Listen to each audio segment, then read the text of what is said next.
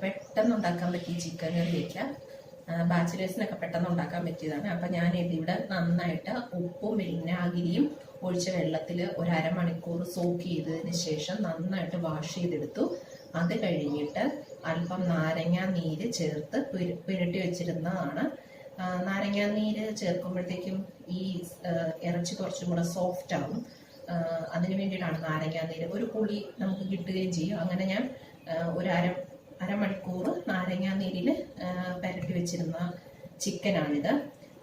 പിന്നെ നമുക്ക് വേണ്ട ആവശ്യമുള്ള സാധനങ്ങൾ ഒരു വലിയ സവോള. ഞാനിവിടെ ഒരു 3 വലിയ സവോള എടുത്തിട്ടുണ്ട്.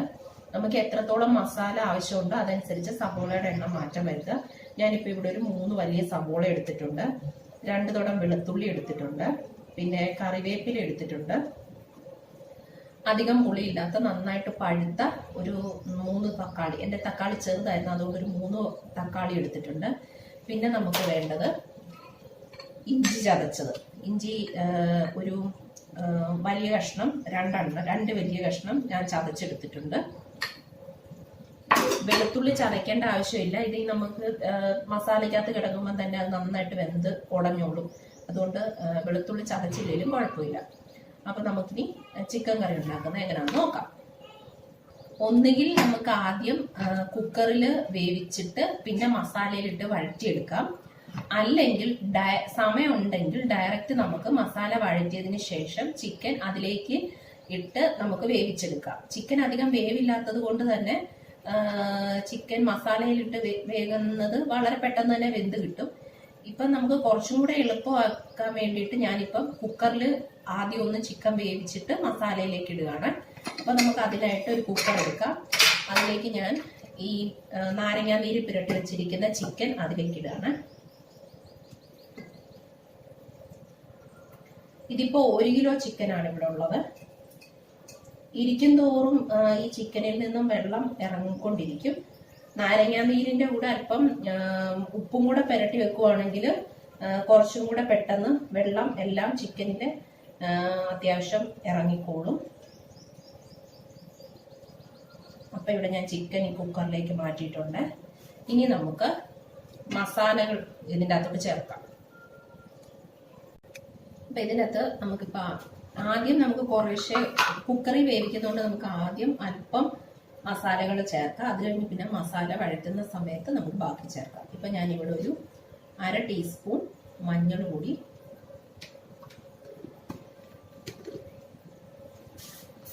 1 ടീസ്പൂൺ ഉപ്പ്,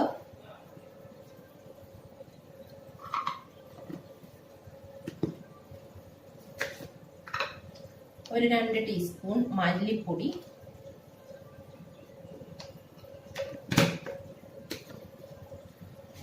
1 teaspoon garam masala,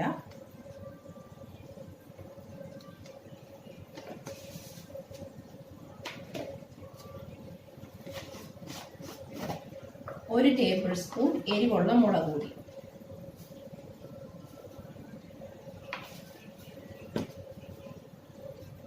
1 table spoon വെളിച്ചെണ്ണയും കൂടെ നമുക്ക് ഇതിൻ്റെ അകത്തോട്ട് ചേർക്കാം. 1 ടേബിൾ സ്പൂൺ വെളിച്ചെണ്ണ.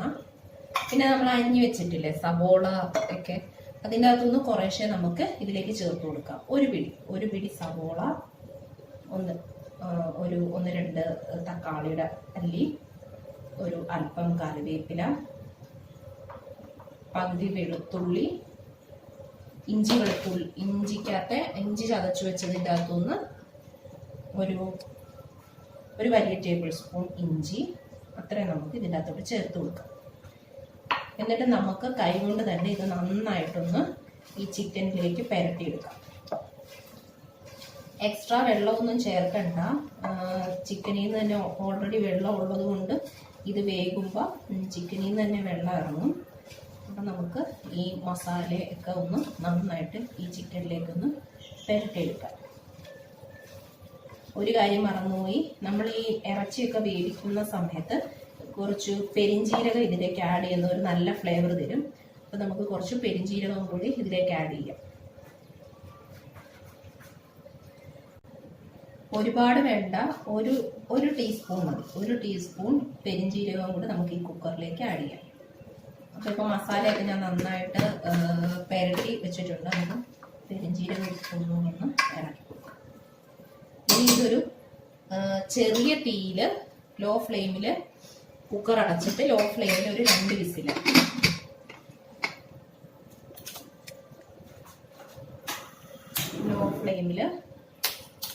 ലോ ഫ്ലെയിം ആക്കിയിട്ട് അതിലൊരു 2 വിസിൽ, ലോ ഫ്ലെയിമിൽ ഒരു 2 വിസിൽ.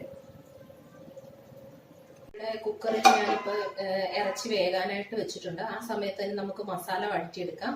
അതിനായിട്ട് ഞാനിവിടെ ഒരു പാൻ വെച്ചിട്ടുണ്ട്. അതിലേക്ക് നമുക്ക് അല്പം വെളിച്ചെണ്ണ ഒഴിക്കാം. ഒരു 2 ടേബിൾ സ്പൂൺ വെളിച്ചെണ്ണ.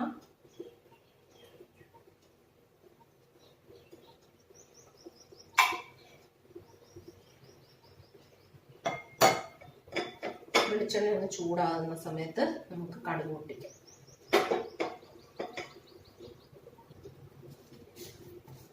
വെളിച്ചെണ്ണ ചൂടായി വരുന്നുണ്ട്. അപ്പൊ നമുക്കതിലേക്ക് ഒരു 1/2 ടീസ്പൂൺ കടുക്, ഒരുപാട് വേണ്ട, ജസ്റ്റ് ഒന്ന് പൊട്ടിക്കാം.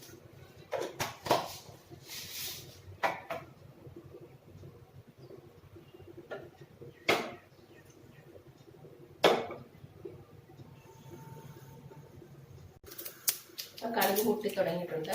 ഒരു മീഡിയം ഫ്ലെയിമിൽ വെക്കുക. അതിനുശേഷം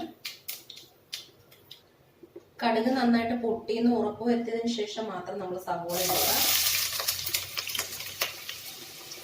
സവോള നീളത്തിലരിഞ്ഞത്,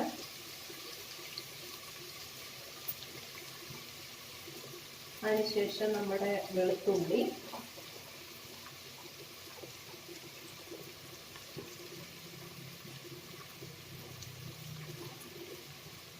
ഇഞ്ചി ചതച്ച് വെച്ചത്,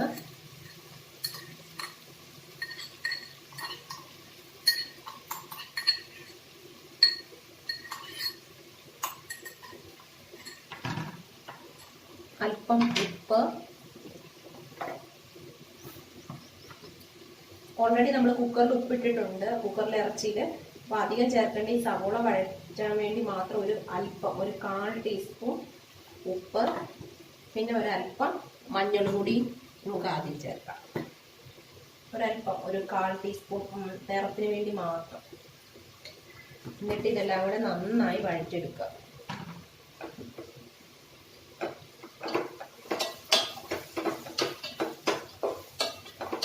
സവോള നന്നായി വഴറ്റി ഒരു സെമി ഗോൾഡൻ ബ്രൗൺ ആവുന്നിടം വരെ നന്നായി വഴറ്റിയെടുക്കുക.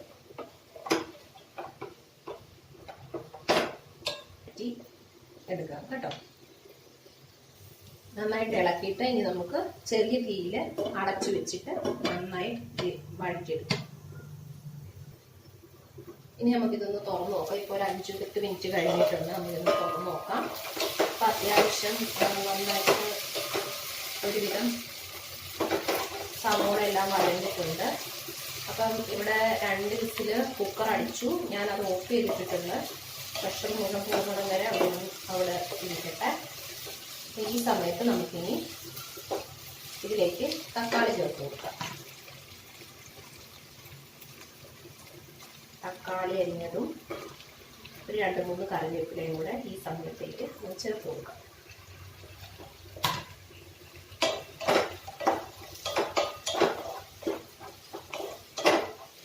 ഈ സവോളയും തക്കാളിയും കൂടെ നന്നായിട്ട് വഴറ്റിയെടുക്കാം. സവോള നന്നായിട്ട് വെന്ത് ഉടഞ്ഞ് ഇതിനോട് ചേർന്നോട്ടെ.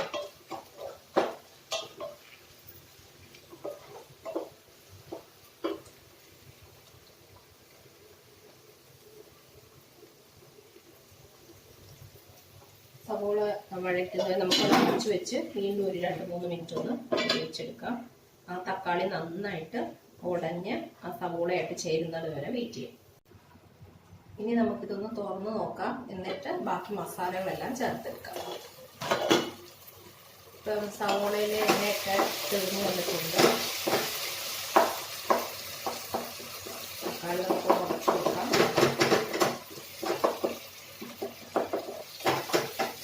ഇനി നമുക്ക് മസാലപ്പൊടികൾ ചേർക്കാം. ഓൾറെഡി നമ്മൾ കുക്കറിൽ ഇറച്ചി മസാലയെല്ലാം ഇട്ടാണ് വേവിച്ചത്. അപ്പം അതനുസരിച്ച് വേണം ചേർക്കാനായിട്ട്. നമുക്ക് മഞ്ഞൾ, ഗരം മസാല,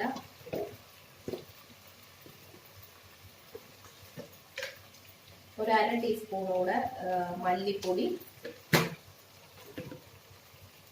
1/4 ടീസ്പൂൺ ഗരം മസാല. ഇനി നമുക്ക് കളറിന് വേണ്ടി ഒരു അല്പം കാശ്മീരി ചില്ലി കൂടെ ചേർക്കാം. കാശ്മീരി ചില്ലി ഒരു 1/2 ടീസ്പൂൺ.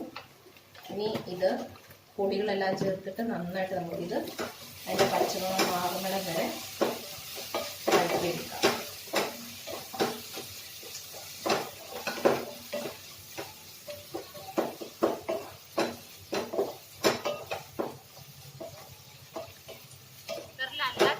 വേവിക്കുന്നതെങ്കിൽ ഈ സമയത്ത് മസാല വഴറ്റി കഴിഞ്ഞിട്ട് ഈ സമയത്ത് വേണം ചിക്കൻ ചേർത്ത് വേവിക്കണം.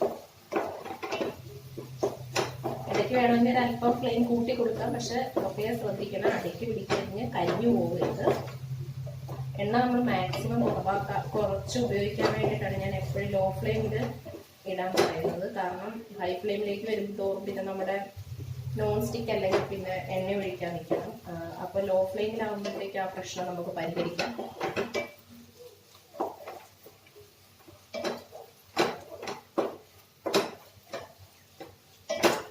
ഇപ്പം പച്ചക്കുത്തൊക്കെ മാറിയിട്ടുണ്ട്. ഇനി നമുക്ക് ഇതിലേക്ക് നമ്മൾ വേവിച്ച് വെച്ചിരിക്കുന്ന ചിക്കൻ ഇതിലേക്ക് ഇട്ട് കൊടുക്കാം. പ്രഷറൊക്കെ പോയിട്ടുണ്ട്. വെള്ളം ഒട്ടും ചേർക്കാഞ്ഞിട്ട് കണ്ടോ വെള്ളം ഇറങ്ങിയത്, ഇത്രയും വെള്ളം ഇനിയുണ്ട്. അപ്പം നമുക്ക് ഈ ചിക്കൻ ഒരു 1/4 വേവായിട്ടുണ്ട്. നമുക്കിത് ഈ മസാലക്കൂട്ടിലേക്ക് ചേർത്ത് കൊടുക്കാം. ഞാൻ ഈ ചിക്കൻ ഈ മസാലയിലേക്ക് ചേർക്കുകയാണ്. സൂക്ഷിച്ചു വെക്കണം.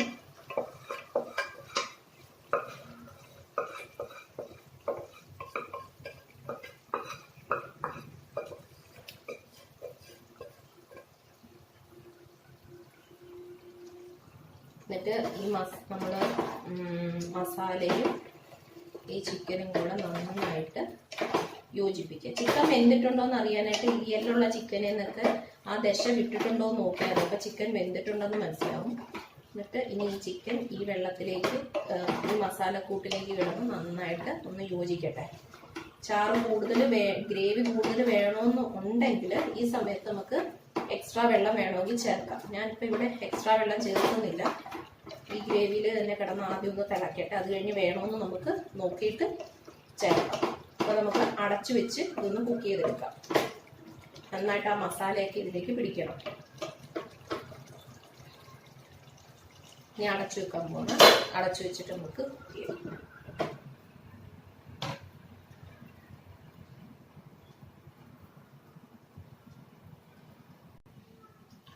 ഇപ്പോൾ ഒരു 5 മിനിറ്റ് കഴിഞ്ഞിട്ടുണ്ട്. നമുക്കിതൊന്ന് തുറന്ന് നോക്കാം. എന്നിട്ട് നമുക്ക് ഇതിൻ്റെ എരിവും ഉപ്പും പുളിയും എല്ലാം ഒന്ന് നോക്കാം. ഇളക്കി കൊടുക്കാം.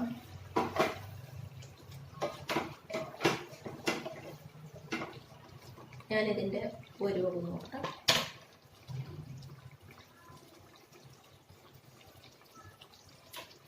ഇച്ചിരി ഉപ്പും കൂടെ ആവാം. അപ്പം ഞാൻ ഇച്ചിരി ഉപ്പിടട്ടെ.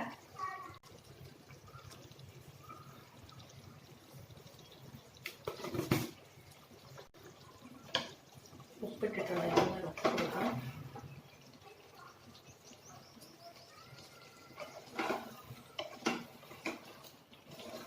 ഗ്രേവി ഇച്ചിരി തിക്കാണ്. അപ്പം ഞാനിവിടെ ഒരു 1/2 കപ്പ് വെള്ളം ചേർത്ത് കൊടുക്കുന്നുണ്ട്. ഇച്ചിരി ഗ്രേവി ആകാൻ വേണ്ടി 1/2 കപ്പ് വെള്ളം കൂടെ ചേർത്തിട്ട് നന്നായിട്ടൊന്ന് തിളപ്പിച്ചെടുക്കാം.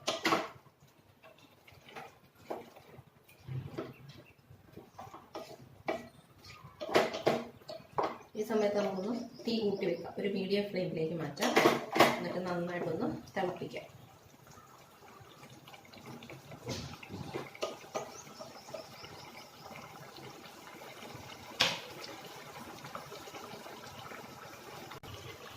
ഇപ്പോൾ കറി നന്നായിട്ട് തിളച്ചിട്ടുണ്ട്. ഇനി നമുക്ക് അവസാനമായിട്ട് ബാക്കി വെച്ച കറിവേപ്പിലയും 1 ടീസ്പൂൺ വെളിച്ചെണ്ണയും കൂടെ ഒന്ന് ചേർത്ത് കൊടുക്കാതെ ഒരു മണം കിട്ടാൻ വേണ്ടി. 1 ടീസ്പൂൺ വെളിച്ചെണ്ണയും കൂടെ ചേർത്ത്. അപ്പം എല്ലാവർക്കും ഈസി ആയിട്ടുള്ള ഈ ചിക്കൻ കറി ഇഷ്ടപ്പെട്ടെന്ന് വിചാരിക്കുന്നു. അപ്പം എല്ലാവരും ട്രൈ ചെയ്ത് നോക്കുക കേട്ടോ.